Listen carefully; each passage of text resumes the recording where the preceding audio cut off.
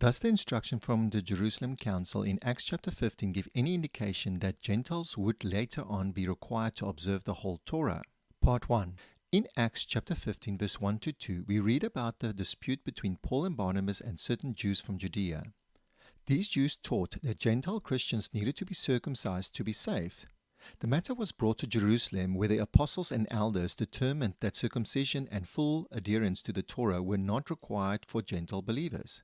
It is important to remember that the circumcision was the entry point into the covenant established with Abram and reaffirmed by Moses.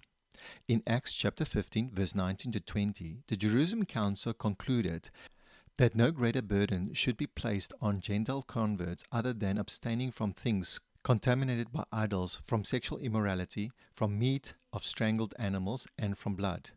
Verse 21 explains that this decision was influenced by the fact that Moses was read in synagogues every Sabbath across various cities.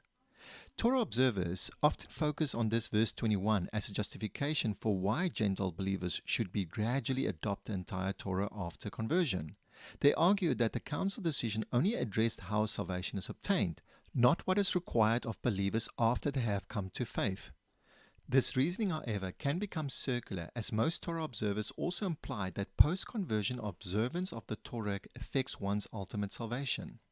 An additional consideration is why, if the Jerusalem Council intended the Gentiles to gradually adopt the entire Torah, they did not begin by emphasizing more foundational aspects such as keeping the Sabbath rather than dietary instructions related to meat. In Acts chapter 21, verse 17 to 26, we read that James advised Paul on how to refute rumors that he was teaching Jews to forsake the law of Moses. Yet in the same conversation, James reiterated that Gentiles were bound only by the instructions set forth by the Jerusalem Council and not the whole Torah. This will be explored in more detail in part 2. Like and subscribe for more 2-minute biblical rebuttals.